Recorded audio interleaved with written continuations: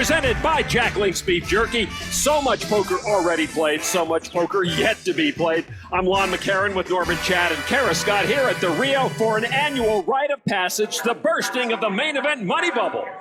Day 4, Kobe, baby. Day 4, let's go. We're all in the place of rooting for each other right now. That's true. I'm gonna win it.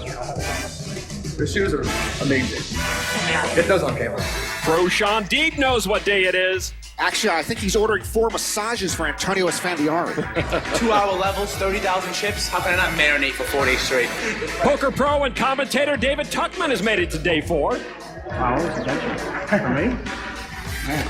Eric Lindgren always finds that back entrance. He's a smart man, Lon. He knows that's where the beverage cart is. Johnny Chan thinking 3rd main event title. When I see Johnny Chan at the main event, a chill runs down my back. Inside the Amazon room, so much anticipation for this huge night of poker. David D'Alessandro, the chip leader with 1.1 million. From penny tables online 6 years ago to chip leader at the main event, very nice. Big 1-for-1 drop champ Antonio Esfandiari alive, and is he primed to go deep? He won 18 million at the big one. Let somebody else take this one, Doctor. Daniel Negreanu's short stack facing a tall order here on day 4. Gotta have that soundtrack. Oh, wow. Rocky Balboa. Oh, it's not how hard you hit, it's how hard you can get hit and keep moving forward. It will take a Rocky-like performance for Daniel to climb into that top 10. Sean Rice in 2nd. Houston-based AJ Lowo in 6th. 666 players will make the money. Eric Lindgren sitting down now at the feature table. He just celebrated his 1-year wedding anniversary. He's going after my record. Johnny Chan and his 10 bracelets are here too. 10 bracelets, 2 world titles, and 1 acting credit in a big poker movie. When Johnny Chan was busy winning back-to-back main event titles in 1987 and 88, Eric Lindgren was still in Little League. Tonight, they're both very much in the big league, seated at the featured table on day 4 of one of the key days of the main event, a day that forever stands out in a poker player's mind. It's time to burst the bubble. There are bubbles and there are bubbles. This is no ordinary bubble. This isn't a housing bubble or a soap bubble or a bubblegum bubble. This is the main event bubble, the bubble of all bubbles, maybe the biggest bubble in human history. And when the bubble bursts, and Eric Lindgren and Johnny Chan know this as well as anyone, you've either busted your butt for 4 days and earned bupkis, or you've doubled your money with a chance at $8.5 million. That's the honest bubble truth. A quick look at tonight's featured table. Plenty of star power here on day 4, starting with Johnny Chan. Chan has a decent-sized stack, but 2 of his toughest opponents are to his direct left. He'll have to tread lightly. 08 World Series Player of the Year, Eric Lindgren, with a pretty good seat. With Chan and Vivek Rajkumar on his right, E-Dog should be able to control the size of the pots he plays against those guys. Action on Johnny Chan, the 55-year-old, almost back-to-back main event champ, King Queen off. All right, let's get it out of the way right now. What's the deal with that hat? Raised to 13,000. Vivek Rajkumar yet to take a seat here at the featured table. Lindgren with ace 10 off. For Eric Lindgren, the main event has always been a dead zone. Never cashed till last year when he finished 43rd. The blinds right here on day 4, 2,500 and 5,000 with a 500 chip ante. The chip average in the room right now about 286,000. Poker Hall of Famer and 1986 champ Barry Johnston has the most main event cashes ever with 10. Folded to the big blind, Patrick Kayat. He gives up 7-6, so it'll be heads up between 2 of the heavy hitters in the world of poker, Johnny Chan and Eric Lindgren. Chan has Lindgren covered. Here's the flop. And a pair of aces for Lindgren, 2 hearts on the board. Chan has cashed 6 times in the main event. Chan missed that flop, but bets 18,000. And Johnny bets with nothing. Lindgren in position with top pair. Eric just with a call. 74,000 in the middle right now. Turn card. Another 7. Chan now drawing dead. What will the Green Lantern do now? Lindgren with aces up.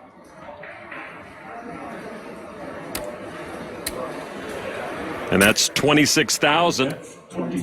The thing about Chan's hat, if he ever misplaced it and asked someone to find it, how would he describe it? Well, I guess Johnny Chan is never truly drawing dead. A check raise to 65,000. Wow, Chan announces himself with the check raise bluff on the turn. Now Lindgren gives up the hand, folding his aces up to Chan. E-Dog lays it down to the olive-clad superhero. Chan, born in China, moved to the U.S. with his family when he was 15 years old with $448,000 after bluffing Eric Lindgren off the best hand. Let's check in with Phil Locke and Antonio Esfandiari for some quick thoughts on that last hand. Eric, you've got position, you've got top pair, not the best kicker. I don't like opening the door here. I would just check, take one more street, and then get to the end of the hand and win the money. Don't open the door here. I don't mind checking back with the ace-10. Certainly, you have position on Chan. You have to be prepared to call the turn because Johnny Chan is never making this play with an ace-king in his hand. He has to be afraid that Eric has a 7 or something like that in his hand. Against your average opponent, yeah, you can take this ace-10 and bet for value. But against a tricky opponent, and somebody as tricky as Johnny Chan, this is even more reason to just check and get to the end of the hand, win the pot. Right. Chan took advantage of Eric. He took advantage of his chip position and really put Eric to the test. I mean, this is what no limit hold'em is all about. And in the end, he got Eric to fold the best hand. Well, this will make things more interesting. Vivek Rajkumar finally has found the featured table, and 661,000 chips come with him. Action folded to Eric Lindgren. King, queen off. 35-year-old raises to 10,000. Well, King Queen worked for Johnny Chan. Maybe it will now work for Eric Lindgren. This is a pressure-packed time for first-time main event cashers-to-be. They could walk away with a profit, and that is quite a badge of honor. Scott Blackman in the big blind, 7-6 of clubs, calls for 5,000. He was an All-American goaltender for Penn State's ice hockey team in 2003, so E-Dog better skate carefully here. 10 tray 4. Blackman picks up a gut shot. Lindgren is best with king high. Blackman checks it to Eric. Lindgren bets 12,000. Blackman began playing poker when he saw rounders, so he knows Johnny Chan, but probably doesn't recognize Eric Lindgren. Blackman calls for 12,000 with his draw. Turn card king. Lindgren with top pair now, making his job a little easier. Blackman missed his draw and checks again. Blackman now a cash game pro, usually plays in Atlantic City. And Eric checks behind. E-Dog decides he doesn't want to see another check raise on the turn. 9 of hearts. Blackman comes up short. And he checks again. Yeah, with 7 high, Blackman says no mas. Lindgren reaching for chips. That's 24,000. That's 24,000. Blackman. Dramatic pause before his fold. Well, maybe Blackman is thinking more mas. Nope, indeed, he does get rid of it. And Lindgren will take that pot. Eric getting a few chips back from the Johnny Chan bluff. He has 151,000 now, still below the chip average, but rebuilding his stack as the money bubble nears here on day 4 of the main event. The 2012 World Series of Poker is presented by Jack Link's Beef Jerky. Feed your wild side. And the new WSOP mobile game by Electronic Arts. Download for free on your mobile device today. Every year you say next year is the year I will finally play in the main event. I can beat these guys on TV. Now the World Series of Poker will make that dream come true for a new viewer each week. Watch tonight's broadcast for a special code. Then log on to WSOP.com immediately after the show. Download the WSOP's free poker game, enter the code, and you'll be entered to win a trip to Vegas, including a 10K entry into the main event. Next year, we could be talking about you. I know there are a lot of women that look up to me, and I'm really happy that I get to play that role because there are so many women that are getting better and better, and we're seeing women's poker really improve over the last year or two. I mean, just this year, 12 women made final tables at, World Series preliminary events. I'm living with Vanessa, Liv, and Maria. These are the best women in the game, and it's fun to bounce ideas in poker off of them. And, honestly, being in such a male-dominated world, it's really nice to get to spend some quality time with the few women that are really in the game. I think women are just generally very friendly. We're all kind of searching for connections with each other. We've also just been having a lot of fun. We've hosted a couple big parties. We flew planes that did crazy stunts, and we've gone camping and we've gone hiking. I think we all kind of inspire each other to get away from the poker table sometimes and take some breaks. So it's really nice to have other people kind of pulling you in other directions and maybe taking your mind off poker a little bit. The celebration scene came as Vanessa won her second bracelet a short while ago, and she's got chips here in the main event. Indeed, she is the chip leader at this table.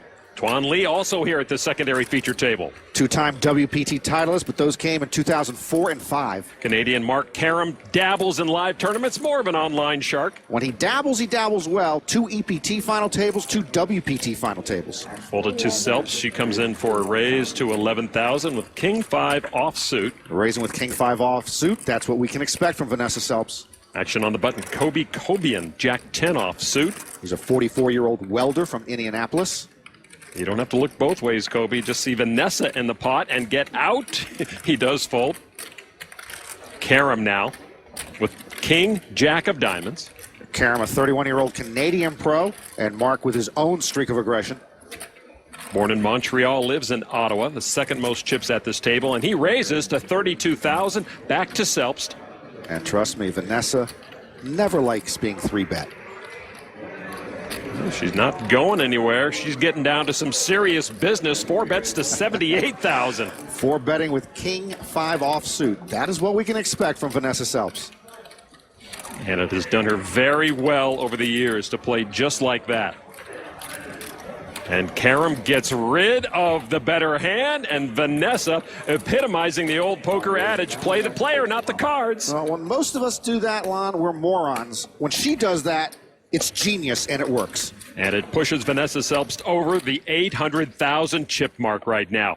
At an outer table, 2 local pros tangling. Eric Baldwin on the right, raised pre-flop, holding 10-9 of spades. Shorter stack Daniel Negreanu in the big blind with 8-7 off.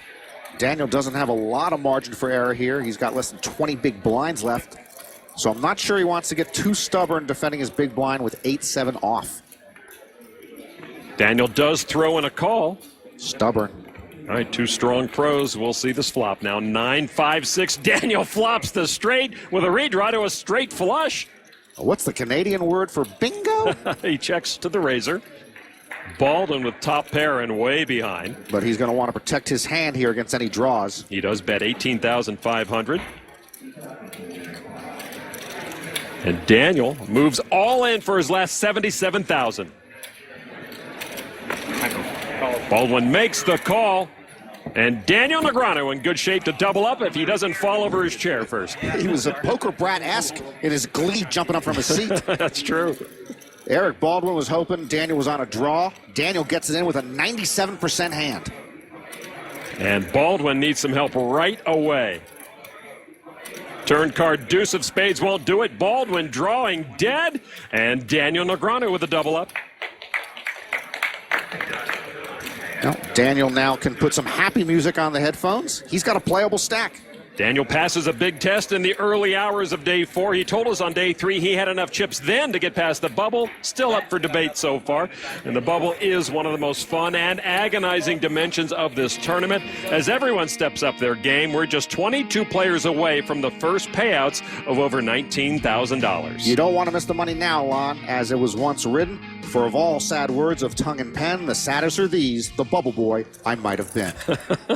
Who wrote that? It was nice of you to come join us this summer, though. You're welcome. Thank you. Gracing us with your presence late in the series. I do what I can, man.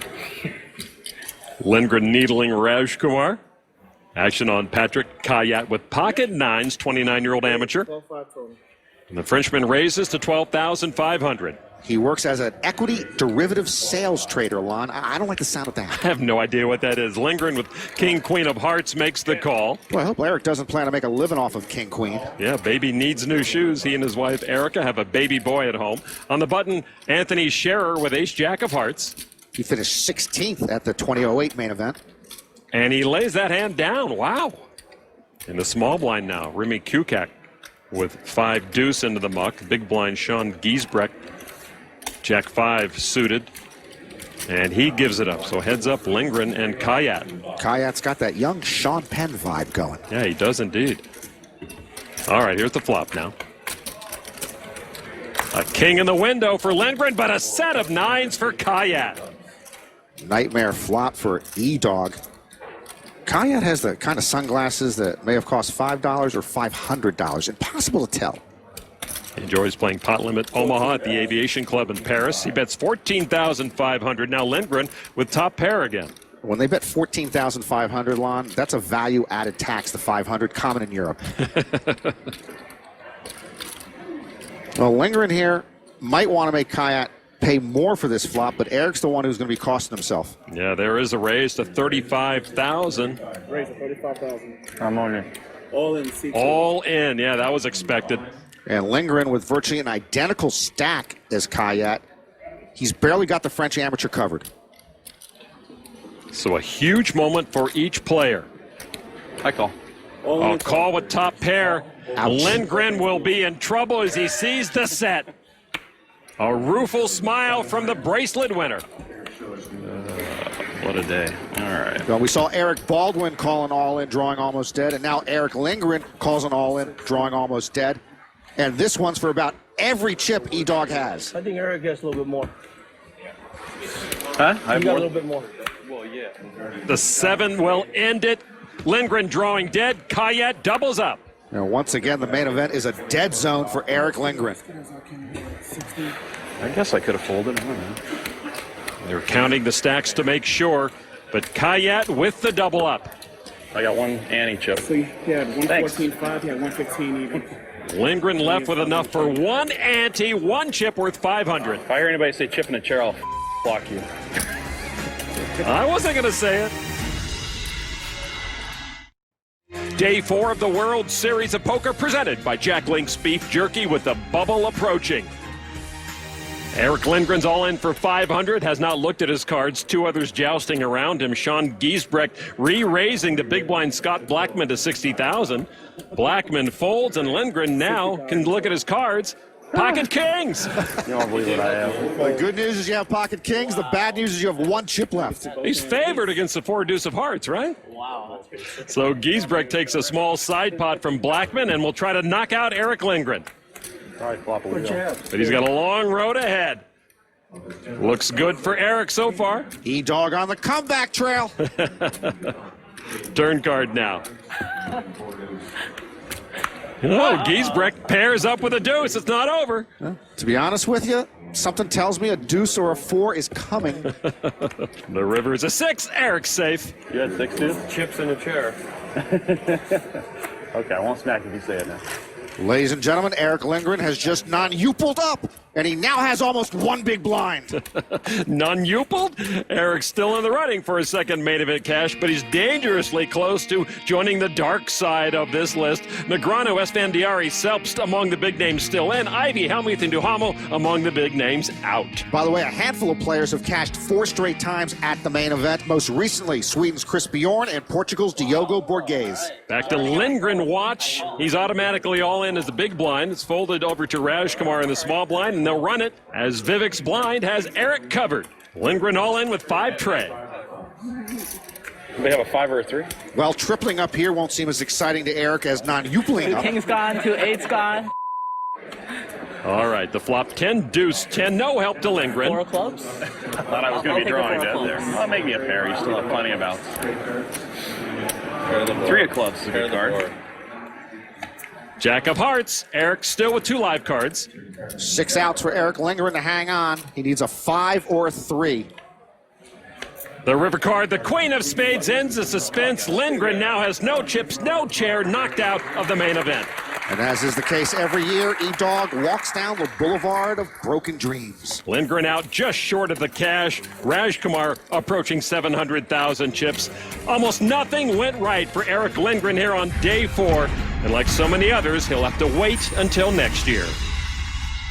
In the rafters of the Amazon room, the banner of 2-time world champion Johnny Chan. As the bubble looms large, Arkara Scott caught up with that legend of the game. Johnny Chan knows a thing or two about the main event. He has 2 bracelets in this event already. Talk to me about bubble play. We're going hand for hand. What does that mean? Well, that means if you happen to finish number 667 or 666, you get no money. So you got to be very careful. So basically, if you short a stack, I wouldn't play any hands at all. Just try to finish with the money. After that, it's over. You can start gamble.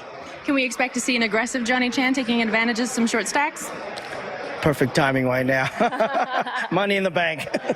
Chan looking for his 7th main event cash, which would tie him for 3rd all time. So as Chan plots his next move, we get a look around the room at how others are spending their time during hand-for-hand play. Stand up. Players, please sit down. We're in the money. That'd be so sick. It's like, help. What did you have for breakfast? The bubble relaxes Kid Poker. It's pretty amazing if you think about all the work that goes into it. Yeah, it's pretty amazing. Potentially a lot of downtime during hand-for-hand. Good luck. Thanks. Okay, so we have a kick bet. Who can kick the higher? What's your name? Brian. And Brian or Antonio? Who can kick higher for $100? Put me to work. I know, thank you. You should charge by the signature man. Well, you're like What I'm going to do is that. okay.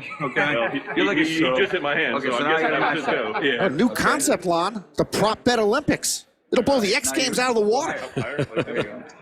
That's new bracelet winner Brian Minders trying to score some cash off Antonio Esfandiari.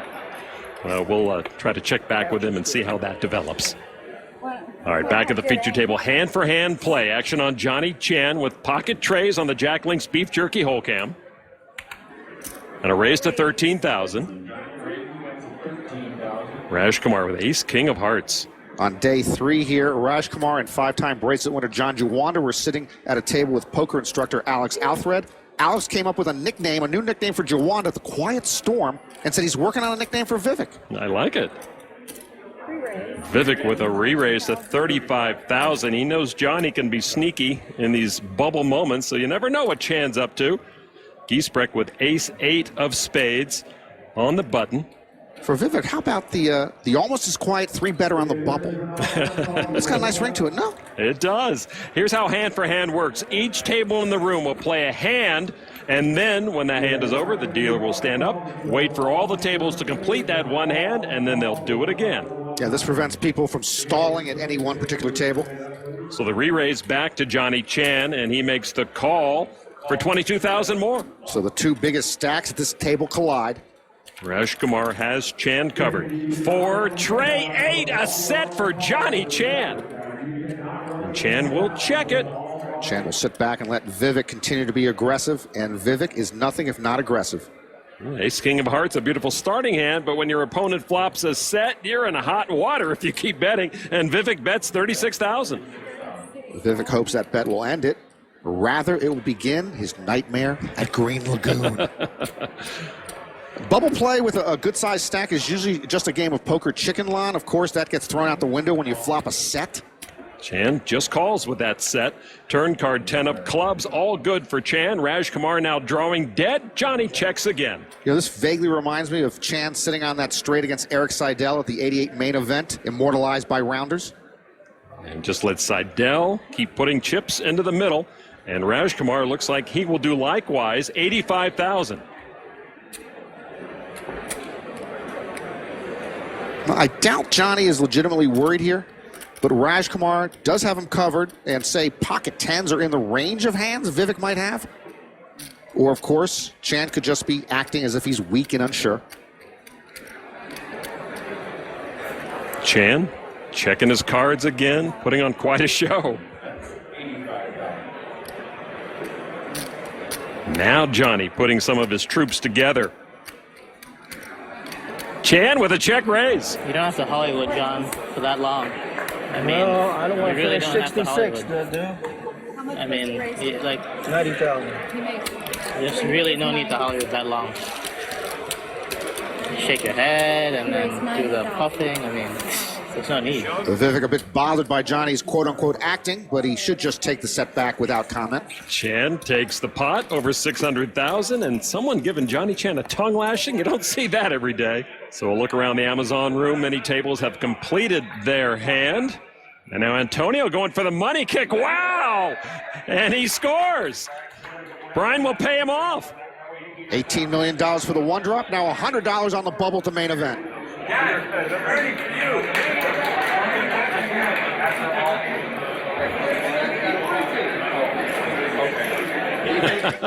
Robbie Diamonds, Robert Peltecki's still alive with a short stack. He's looking at back-to-back cashes here at the main event, plus maybe he's drummed up some jewelry business. We've got an all-in and call. Standing is Steve Rosen, all-in with kings, but he's run into the aces of Gwen Grandmaison.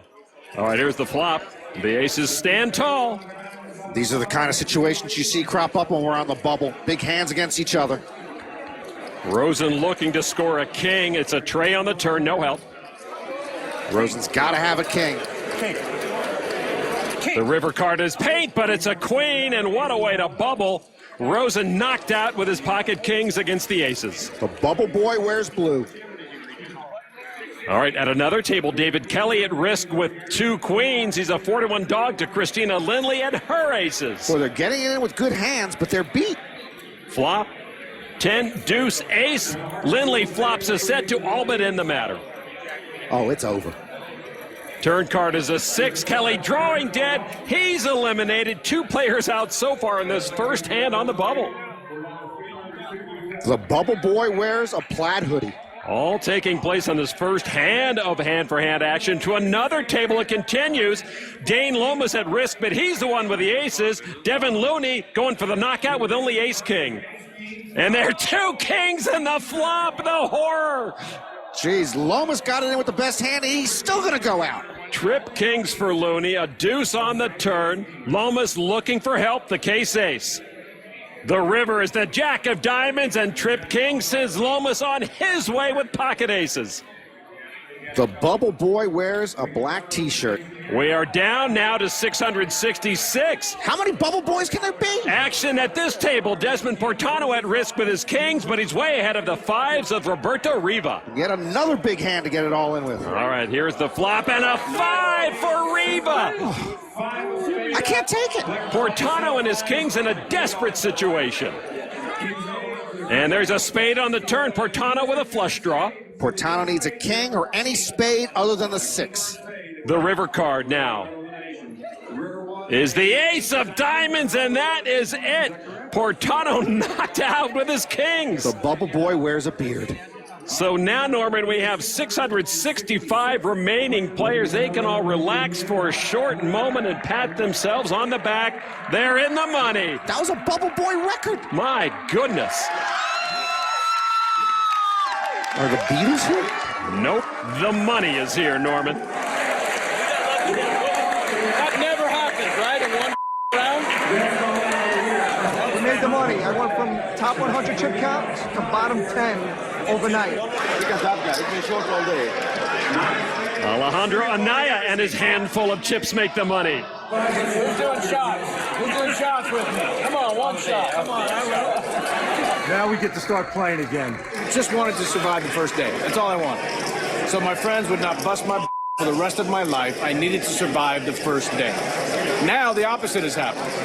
My first time ever playing in the main event, I've min-cashed, which means I get to bust their for the rest of my life. This is a great day. First time everybody's out. Couldn't have worked out better. I made the money. Not 1 or even 2 bubble boys, but 4. And because they all went out on the same hand at different tables, they split 666 place money, taking away $4,800 each. The money bubble is cruel, but it also brings so much euphoria. Back at the Rio, Lon McCarron with Norman Chad and Kara Scott along for the Day 4 ride. The bubble has just burst, and for the first time since we've been calling the main event, 4 players are bubble boys. 2 cold decks, 2 bad beats. That's how you burst a bubble in one hand. All 4 of them got it in with no worse than pocket queens. If it's not meant to be, it's not meant to be. A few top pros are still kicking. Maria Ho, Chris Moorman, and Gavin Smith. Gavin short stack. One of the friendliest players in the game, 56-year-old Freddie Deeb. He also is one of the most talkative, so we mic'd him up for tonight's episode of Mic Check. We got 4 more days. Take your time. We're in no hurry. I think if you play faster, you're going to pick up 2 aces. But the slower you play, the worse the cards will get. Try to play faster next time and see you're going to pick up better hand than King 9. Is it better than King 9? It is? Okay, then you can take another minute think about it. What do you mean you don't blame him? After I defend you, now you tell him you don't blame him? Just tell him not to do it again. Does some little guy like this push you around? All right, let's arm wrestle. Arm wrestle. You got no shot. What? You know what I'm gonna do before I'm gonna punch you in the face and then I'm gonna arm wrestle you. I'll knock you out. You wanna arm wrestle with my son? I'm a little guy. I probably have little kids. How about you arm wrestle with my daughter? You wanna do that? She's your age, 27. He's skinny. He's about your age. Yeah, this guy. I mean, his arm doesn't look strong. You know. I think you can beat him. So, are you a professional arm wrestler or just do it for fun?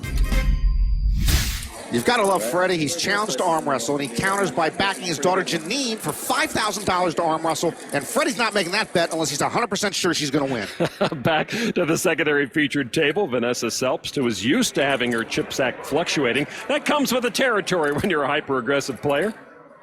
Vanessa won a bracelet in 2008 in Potlam and Omaha, and she won a bracelet here in 2012 in the 10-game mix.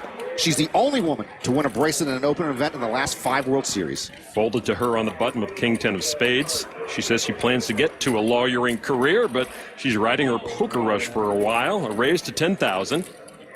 Over to the big blind. Kobe Kobian with ace-jack offsuit.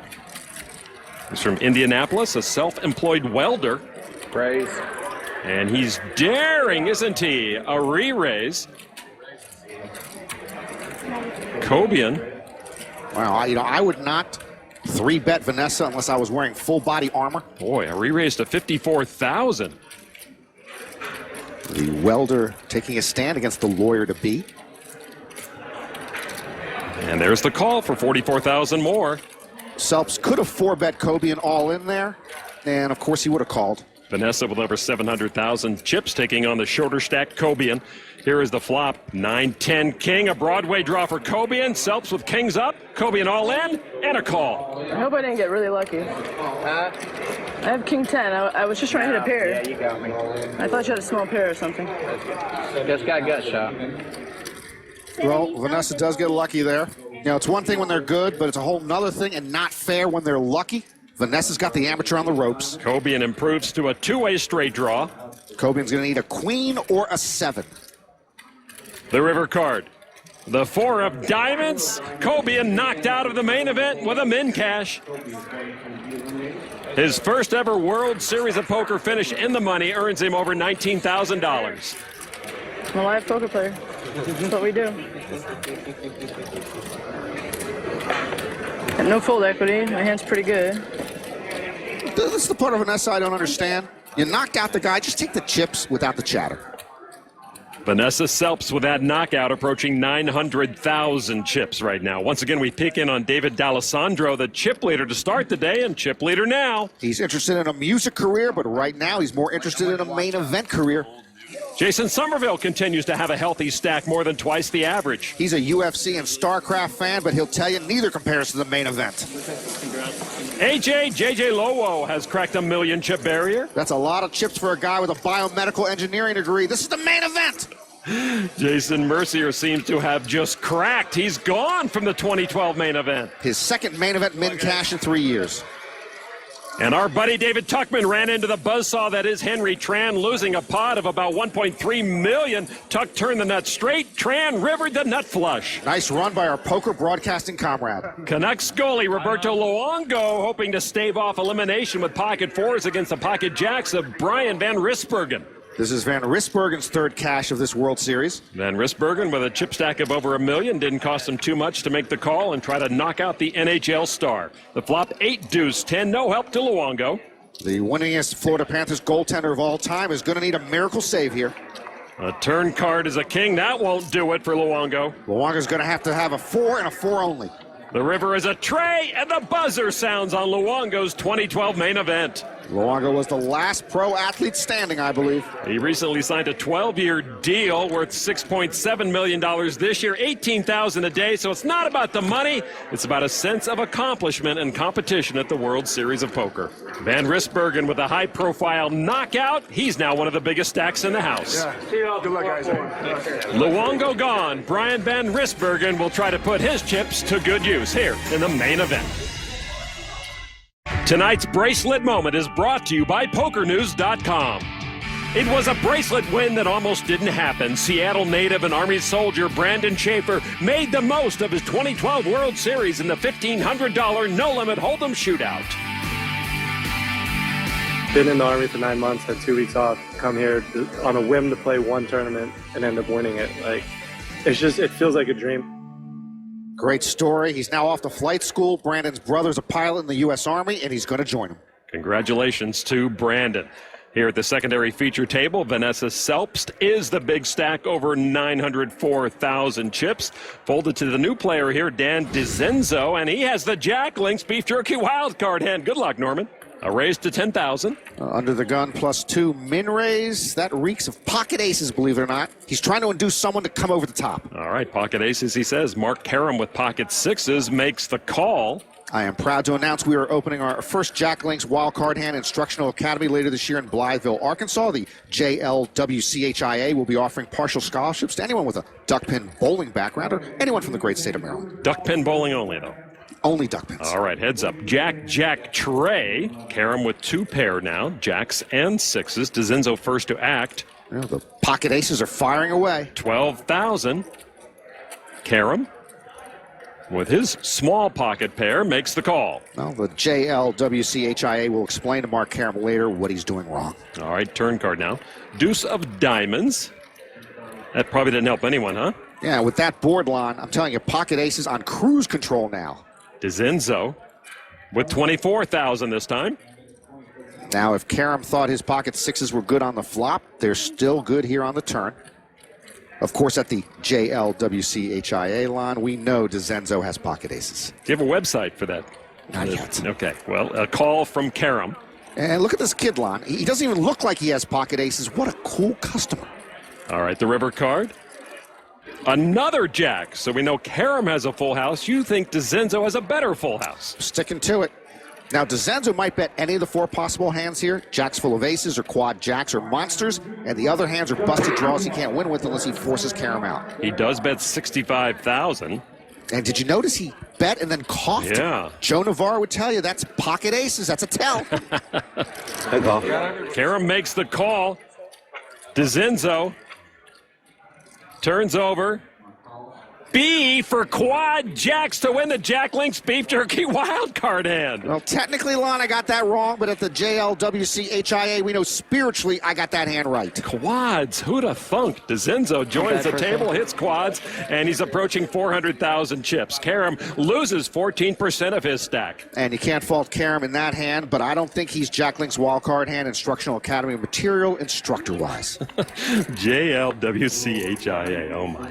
The new player at the feature table in the red shirt taking the spot of Eric Lindgren is Isaac Barron. He's a very tough online veteran who, despite just turning 25, has a wealth of poker experience. But for someone like the great Johnny Chan, who does not travel the poker circuit that much, most tables these days are full of complete unknowns.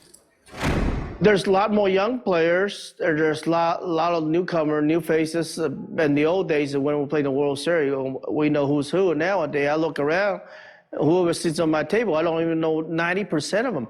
Normally, I know 100% of them. So that's a big change.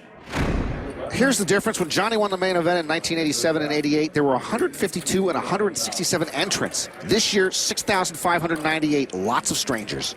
Johnny Chan has the action with ace-king after Giesbrecht raised it up with pocket deuces. A re-raise to 28,000 from Chan. The great part for unknown players at this feature table, they all get to say they played with Johnny Chan. That's a life experience you'll never forget. Heck, I once held the door for Phil Hellmuth, and even though he never went through it, I still remember it. All right, around 2, Giesbrecht now. Giesbrecht owns a mobile storage company in Vancouver, and he's just been 3-bet by Johnny Chan. His friends know him as Sean G. Much easier to say than Sean Giesbrecht. He makes the call for 17,000 more. And the flop, 4 deuce 5, all diamonds. What a flop, a set for Giesbrecht. Johnny Chan with straight and flush draws. Giesbrecht checked. By the way, I've decided I'm going to give the champ a pass on that hat. He's Johnny Chan. Absolutely. And Chan with chips in hand. He'll bet 33,000. Johnny's going to continuation bet that flop every day and twice on Sunday, whether he knows his opponent or not. Now Giesbrecht with bottom set. Oh, that's more than 33,000. That's a raise to 91,000. Some guys would dream for 20 years and crawl halfway across the desert to check raise Johnny Chan one time in their life. Chan with the biggest stack at this table. And Chan re-raises to put Giesbrecht all in. I call. And he does call all in, and he's got the lead against Johnny Chan. Boy, Giesbrecht in good position to take more than 1/4 of Chan's stack. Chan, you see, with 12 outs on the turn. Giesbrecht trying to stay alive and double up. The turn card pairs the board and gives Giesbrecht an unbeatable full house. He will double up. Well, there's a main event moment to cherish. Take home to Vancouver and talk about on the back porch for the next 50 years. Still in the glow of cashing in this main event, Giesbrecht now has some chips to work with, $336,000. And as you mentioned, Norma, the great part about the main event is even an unknown can take a big pot from Johnny Chan. The 2012 World Series of Poker is presented by Jack Link's Beef Jerky. Feed your wild side. And the official WSOP store by Lids, customized hats, apparel, and more with your screen name at WSOP.com. Day 4 continues from the Rio. 633 players left. Almost 6,000 are gone, but we're still a long way from the final table. Daniel Negreanu has almost tripled his stack today. Trying to better his 211th place finish of a year ago. Kevin Pollak chipping down, but is still chipper. Cashing in his first main event ever. He's impersonating a poker pro. And Elizabeth Hill continuing to chip up here on day 4. And quite a showing in her second main event. So the tension continues to build here in the Amazon room. The money is here, but the really big money will be paid out October 29th and October 30th at the featured table. Johnny Chan folds to Vivek Rajkumar. On the Jack Link's Beef Jerky hole, Cam pocket tens. He has applied mathematics and computer engineering degrees from the University of Washington. Worked for Microsoft for a while, then went off to make millions in poker. He raised to $12,000 to Remy Kukak, ace queen off. The 29-year-old is a physician on Reunion Island, a French colony in the Indian Ocean. The Indian Ocean, the number 3 ranked ocean in the world. Kukak in the small blind. Kukak is wearing the French version of the P.S. Hines hoodie. It has spread throughout the world like wildfire. And it looks like he wants to put in more than $12,000. That's a re-raise to $40,000 from Dr. Kukak. In the big blind, Giesbrecht folds ace-queen. Happy to sit on his recent double-up. Rajkumar then raises Kukak all in. I'm on. And he calls. So the ace-queen will try to run down the pocket tens. They have a pair? Kukak shakes his head. Of course not. Hopefully there wasn't too much Hollywood in that hand. Don't want to annoy Vivek.